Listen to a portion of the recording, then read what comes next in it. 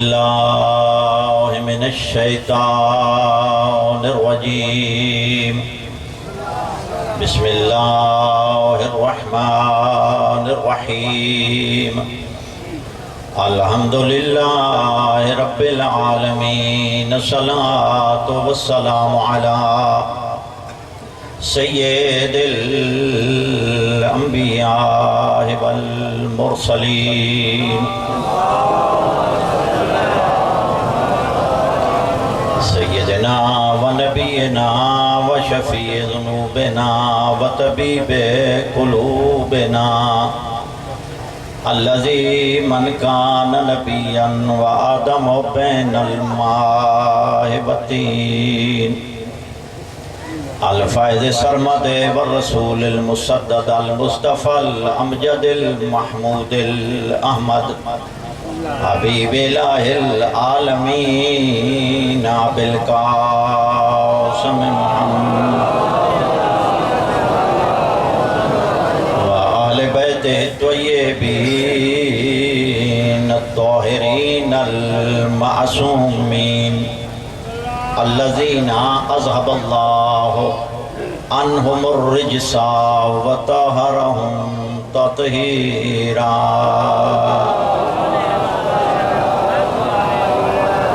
اما بعد فقد قال اللہ تبارک وتعالی فی کتابہ المجید وفرقانہ الحمید وقولہ الحق. بسم اللہ الرحمن الرحیم. یوم ندعو کل اناس بامامہم فمن اوتی بیمینہ فاولئک یقرؤون کتابہ ولا یظلمون فتیلا. بآواز بلند صلوات.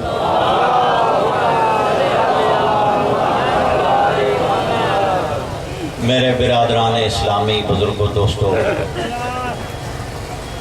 ماشاءاللہ سلنگی صاحب، اللہ تعالیٰ ان کی توفیقات میں اضافہ فرمائے، اللہ تعالیٰ ان کی عمر دراز فرمائے، سلامت رکھے کہ انہوں نے یہ سلسلہ رکھا ہوا ہے اور مومنین ذکر محمد و آل محمد سنتے ہیں.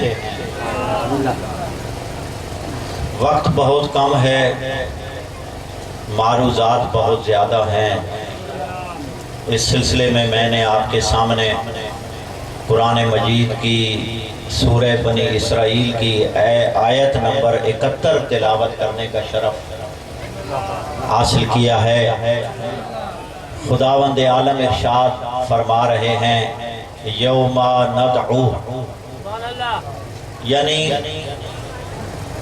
قیامت کے دن، محشر کے دن، ندعوہم یوم ندعو کل اناس بامامہم، کہ قیامت کے دن، محشر کے دن ہم ہر انسان کو اس کے اپنے امام کے ساتھ بلائیں گے.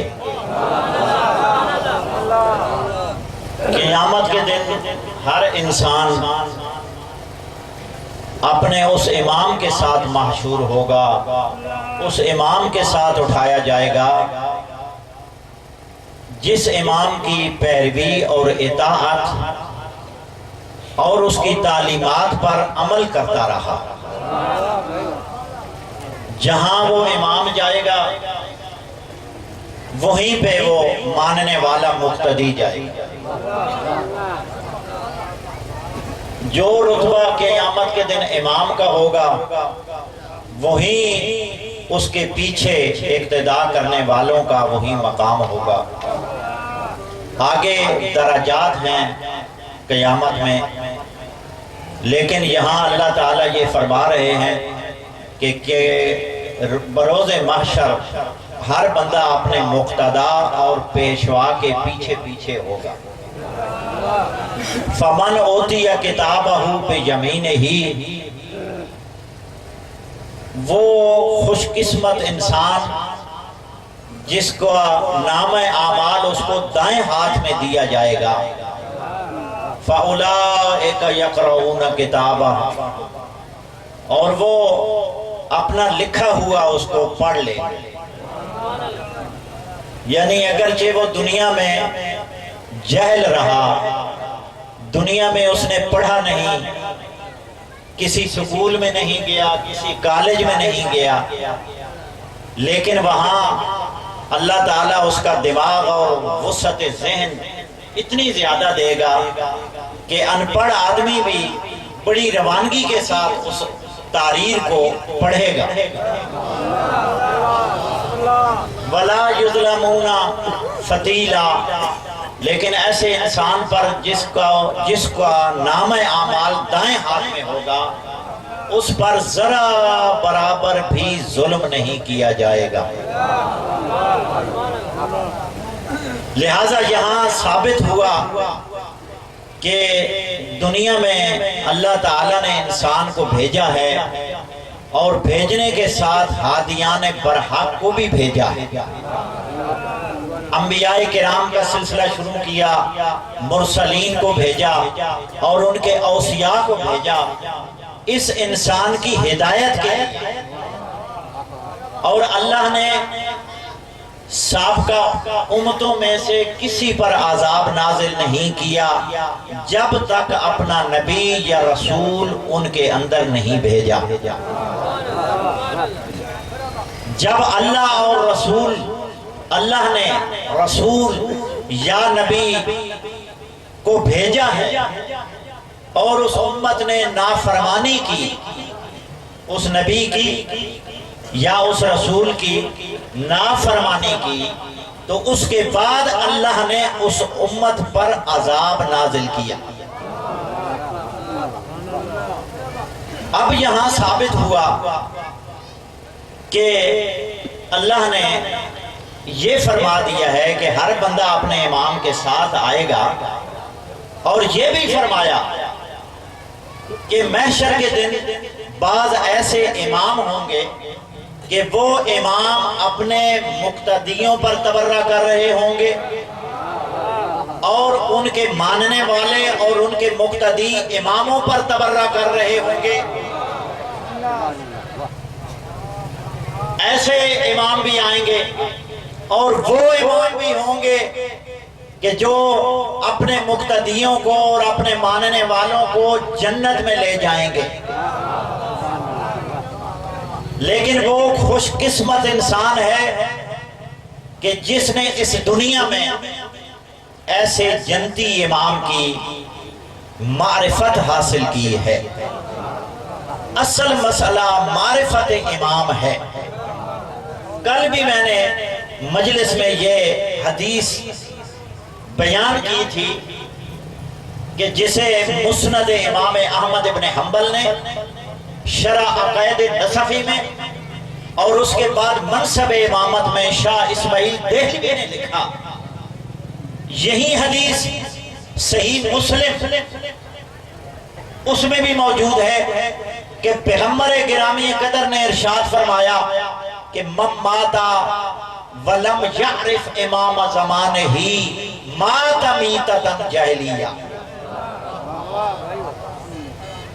جس انسان نے اپنے زمانے کے امام کی معرفت نہ کی، امام کو نہ پہچانا، تو فرماتے ہیں اس کی موت کفر کی موت، وہ کافر ہو کر مرا ہے۔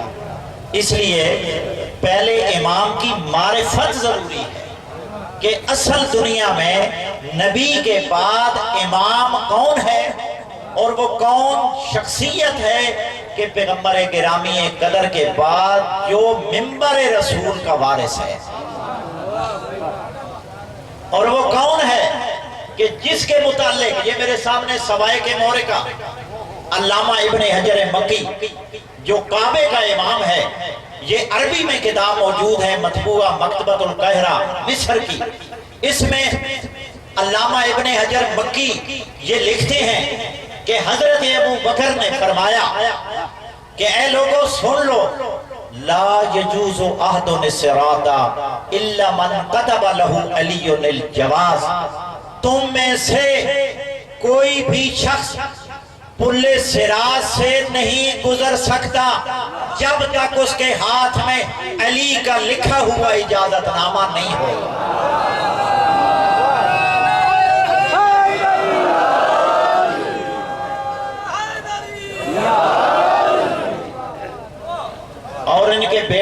متعلق یہ حسن درجے کی حدیث ہے۔ اصول حدیث اور قواعد حدیث جاننے والے علماء کرام یہ بات سمجھتے ہیں کہ اصول حدیث میں جو اصطلاحیں ہیں حسن درجے کی یہ حدیث ہے، اور یہ بلکہ حسن درجے کی نہیں، اہل سنت علماء نے اس کو متواتر کہا ہے، اور متواتر کا منکر کافر ہوتا ہے۔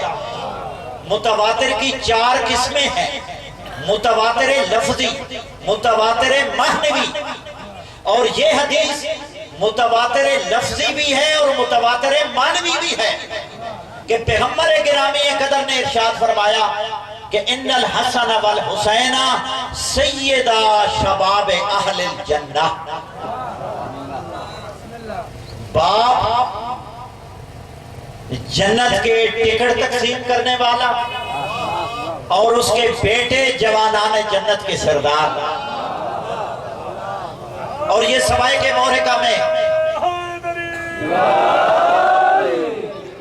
میری باتیں سمجھ آ رہی ہیں سب حضرات؟ یہ سوائے کے محرقہ میں لکھتے ہیں کہ ایک پیغمبر گرامی قدر کے بعد ایک واحد امام ہے کہ جو جہنم سے فرمائیں گے ہاذا لی ہاذا لکے ہاذا لی ہاذا لکے، اے جہنم یہ میرا موالی ہے، یہ تیرا ہے، یہ میرا ہے، یہ تیرا ہے۔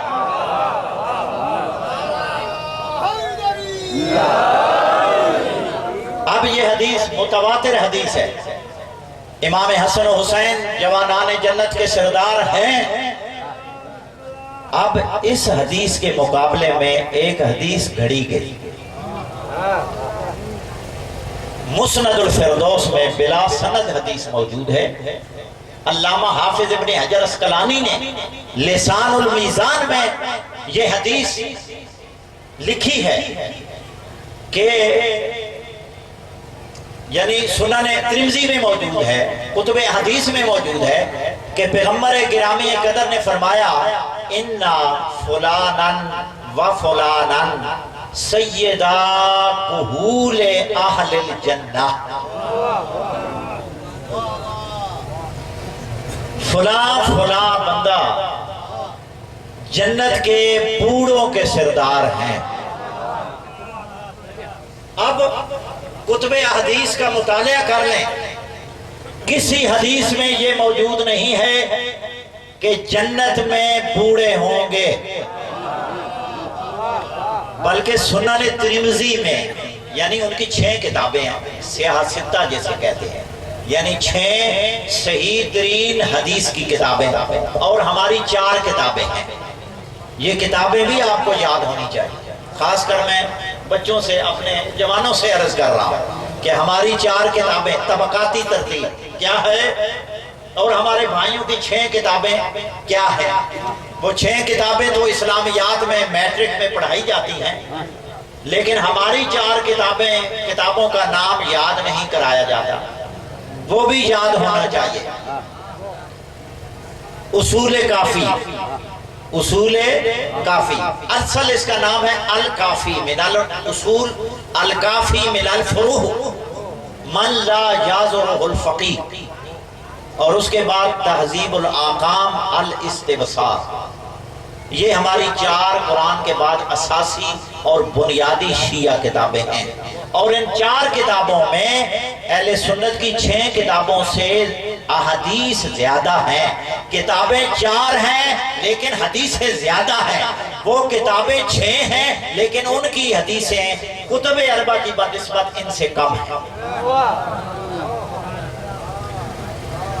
تو حدیث کیا بنائی کہ فلاں و فلاں جنت کے بوڑھوں کے سردار ہیں۔ سمجھ رہے ہیں میری باتیں سب حضرات؟ اور ترمذی میں یہ باب ہے کہ جنت میں کوئی بوڑھے نہیں ہوں گے بلکہ سارے جوان ہوں گے، باقاعدہ باب ہے۔ ہاں بوڑھے ہوں گے، جنت میں نہیں ہوں گے، جہنم میں ہوں گے۔ جس کی بات حسنین کا نانا کر رہا ہے وہ جوانان جنت کے سردار ہیں، لیکن جنت میں قرآن مجید میں بھی الفاظ ہیں کہ وہاں قیامت کے دن جنت میں سب جوان ہوں اور بوڑھے نہیں ہوں گے، لہذا یہ حدیث بنائی گئی اور خود وہ حدیث خود کہتی ہے کہ مجھے بنایا گیا ہے۔ اس کے بعد حضور کی حدیث ہے مولا کائنات کے بارے میں، یہ ہے معیار امامت کہ امام وہ ہو جو جنت کا بھی سردار ہو اور جو اپنے ماننے والوں کو جنت میں لے جائے۔ اب حضور نے فرمایا انا مدینۃ العلم و علی بابھا، علی علم کا شہر ہے اور انا مدینۃ العلم، میں علم کا شہر ہوں اور اس کا دروازہ علی ہے، لہذا جو بھی شہر میں آئے وہ دروازے سے آئے، یعنی جس نے میری اتباع کرنی ہے، میری سنت پہ چلنا ہے، وہ اس کو سب سے پہلے علی کے دروازے پہ جھکنا پڑے گا۔ اب اس کے مقابلے میں حدیث بنائی اِنَّا ہاں وَأَسَاسُهَا أَنَا مَدِينَةُ الْعِلْمِ وَأَسَاسُهَا فُلَانٌ وَحَيْتَانُهَا فُلَانٌ وَسَقْفُهَا فُلَانٌ وَمِيزَانُهَا فُلَانٌ وَبَابُهَا عَلِيٌّ۔ کہ حضور نے یہ فرمایا کہ میں شہر کا یعنی علم، انا مدینۃ العلم، اور اس کی اساس بنیاد یعنی دیواریں آپ بناتے ہیں تو اس دیواروں کی آپ پہلے بنیادیں بناتے ہیں، بنیاد بناتے ہیں، اس کے بعد پھر اوپر اپنا مکان کی دیوار جو ہے وہ بناتے ہیں۔ خشت اول چون حد میں مارے کج تا سریا میر ابد دیوارے کج، کہ جس کی بنیاد ہی ٹیڑھی ہو تو زہر ہے اس چھت نے گرنا ہے۔ وہ کہتے ہیں کہ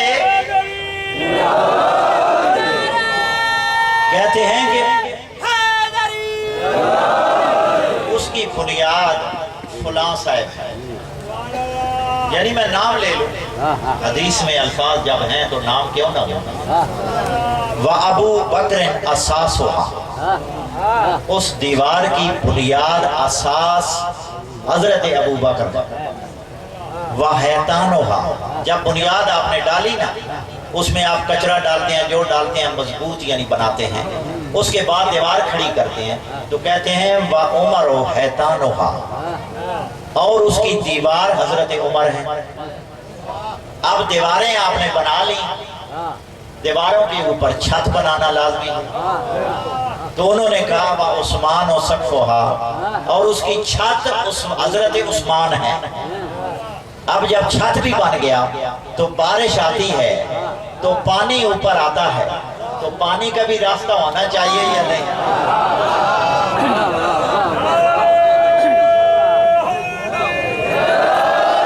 تو کہتے ہیں کہ اس چھت کا پرنالہ جو ہے وہ حضرت معاویہ ہے،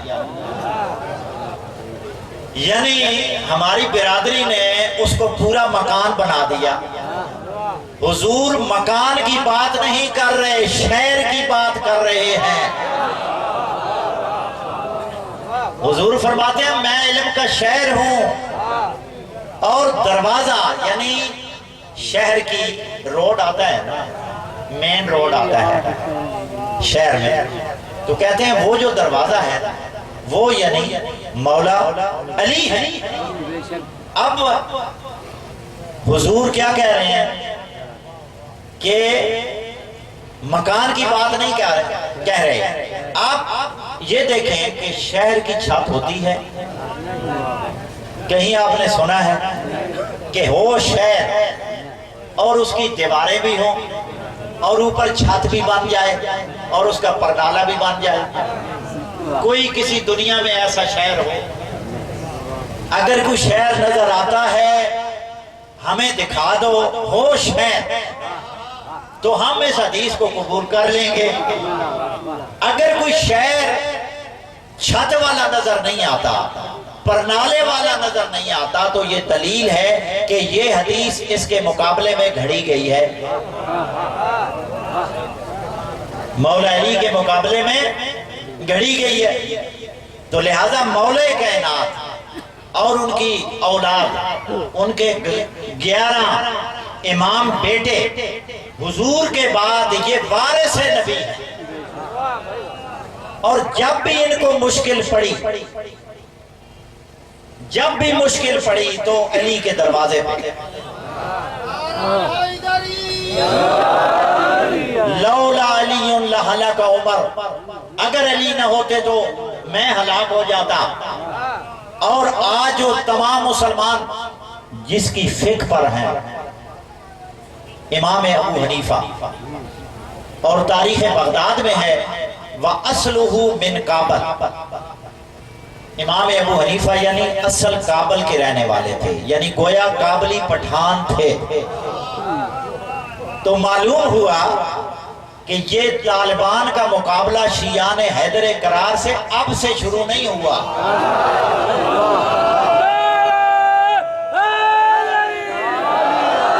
یہ طالبان سے ہمارا مقابلہ ہمارے چھٹے لال ولایت سے شروع ہے۔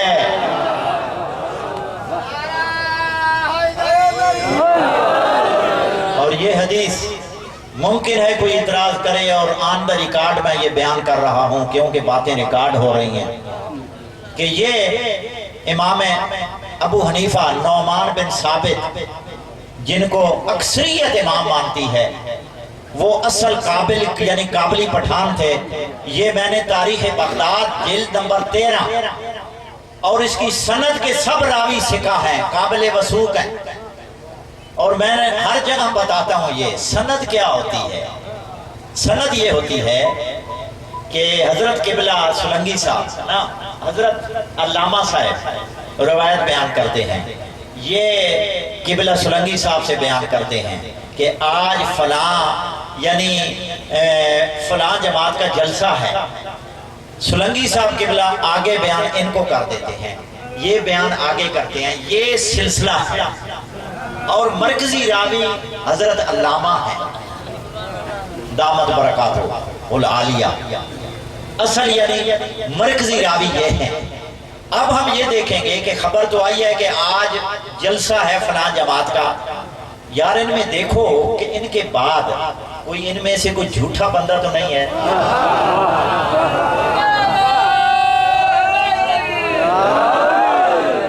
اگر ان میں سے کوئی جھوٹا ثابت ہو جائے تو وہ پورا واقعہ ہی جھوٹا ثابت ہوتا ہے کہ بھائی یہ بات علامہ صاحب قبلہ اور حضرت مولانا سلنگی صاحب نے نہیں فرمائی، یہ انہوں نے کچھ کیا ہے۔ اگر یہ سارے سچے اور سچے ہیں اور جلسہ بھی ہو جاتا ہے تو ہم کہتے ہیں بھائی واقعی جس نے بھی یہ باتیں پہنچائی ہیں وہ بندے سچے بھی ہیں اور سچے بھی ہیں۔ میری باتوں کی آپ کو سمجھ آتی ہے؟ یعنی یہ راوی روایت کرنے والے سچے پکے سچے ہیں، واقعہ ٹھیک ہے۔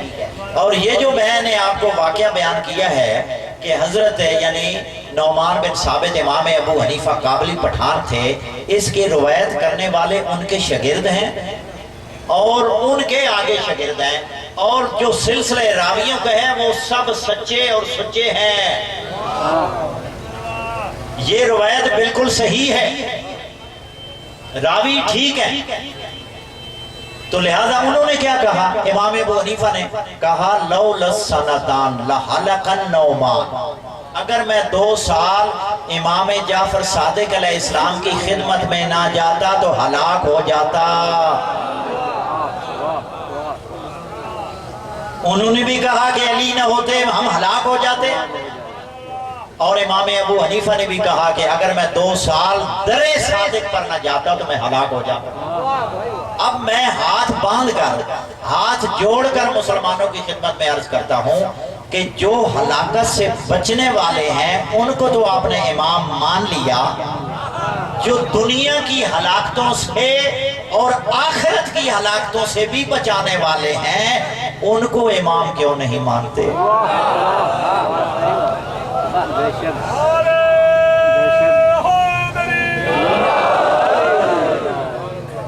اور مولا کائنات نے سلونی کا دعویٰ کیا، جو چاہو انی اعلم بطرق السماء من طرق الارض، علی زمین کے راستوں سے آسمان کے راستے بہتر جانتا ہے، جو چاہو پوچھو۔ تو تمام صحابہ کرام علی کی طرف رجوع کرتے تھے، سمجھ رہے ہیں میری باتیں؟ سمجھ رہے ہیں؟ یعنی اسی گھر کی طرف جب کوئی مشکل مسئلہ پڑتا تھا تو اس در پہ جھکنا پڑتا تھا، تو تمام اس در کے محتاج تھے۔ تو لہذا جب حضور کے بعد خلافت کا مسئلہ چلا اور حضرت منبر پر آئے تو فوراً ہی کچھ دن 15 دن گزرے ہوں گے، چند یہودی علماء مدینہ آئے۔ یہ میرے سامنے کتاب موجود ہے اور اس کتاب کا نام ہے المجتنی، لکھنے والے حافظ ابو بکر محمد بن حسن بن درید ازدی بصری، یہ محدث ہے، ہمارے بھائیوں کی کتاب ہے اور ان کی وفات 321 ہجری ہے۔ اب کیا ہے، 1440 ہے یا 41 ہے؟ 41۔ گھر جا کر اس کا شمار کر لیں کہ اس محدث کو دنیا سے گئے ہوئے کتنا عرصہ بیت گیا ہے۔ یہ اپنی کتاب المجتنی الامام اللغہ والادب ابو بکر محمد بن حسن بن درید ازدی بصری بغدادی، یہ حیدرآباد دکن کی چھپی ہوئی کتاب ہے۔ اس میں یہ واقعہ لکھتے ہیں کہ جب حضور کا انتقال ہوا تو کچھ دن بعد یہودی علماء آئے مسئلہ پوچھنے۔ جب مدینے میں آئے تو کہنے لگے کہ آئین وسیع رسول اللہ، وہ مدینے یعنی صحابہ کا دور ہے، صحابہ کرام مدینہ بھرا ہوا صحابہ کرام سے رضوان اللہ تعالی علیہ سے، وہ صحابہ سے پوچھتے ہیں کہ آئین وسیع محمد، جو محمد تو دنیا سے چلے گئے صلی اللہ علیہ وآلہ وسلم، اب ان کے بعد ان کی مسند کا وارث کون ہے؟ اب لوگوں نے کہا کہ یہ مسافر ہیں اور عیسائی عالم ہیں، تو ان کی رہنمائی کریں۔ صحابہ کرام نے ان کو لیا، کہا آئیے ہم آپ کو جو حضور کے بعد مسند خلافت پہ بیٹھے ہیں ان کے پاس لے جاتے ہیں۔ یہ میں واقعہ، یہ کتاب میرے سامنے ہے، کیونکہ میں ادھار کا قائل نہیں ہوں، نقد کا قائل ہوں، کہ میں کسے کہانیاں بیان نہیں کرتا، اپنی قوم کو میٹر دیتا ہوں، مواد دیتا ہوں۔ آگے آئے گلی میں صحابہ کرام ملتے گئے، وہاں یہ کوئی یعنی سوال کرنے آئے ہیں اور ہم بھی دیکھتے ہیں کہ ہمارے خلیفہ صاحب ان کو مطمئن کرتے ہیں یا نہیں کرتے، اور مسند خلافت پر بیٹھ گئے ہیں۔ عام خلافت نہیں، سید الانبیاء کی خلافت ہے، عام نبی کی نہیں، سید الرسول سردار انبیاء کی خلافت ہے۔ صحابہ کرام ملتے گئے پورا جلوس کی شکل میں، دیکھا گھر میں نہیں ہے حضرت، تو کہا کہ مسجد میں تشریف فرما ہے منبر پہ، اور یہ تمام جلوس مسجد نبوی میں گیا۔ آگے دیکھا لوگ آگے بیٹھے ہیں صحابہ کرام اور حضرت منبر پہ تشریف فرما ہیں اور خطبہ دے رہے ہیں۔ صحابہ کرام ان کو لے کر ادھر آئے، منبر کے قریب آ گئے، اور یہ واقعہ یہ میں نے آپ کو پہلے بتانا تھا لیکن ابھی میں بتا رہا ہوں۔ اس کی سند سب سے پہلے سند ہے، مولانا سند پوچھتے ہیں، کہتے ہیں یار یہ حدیث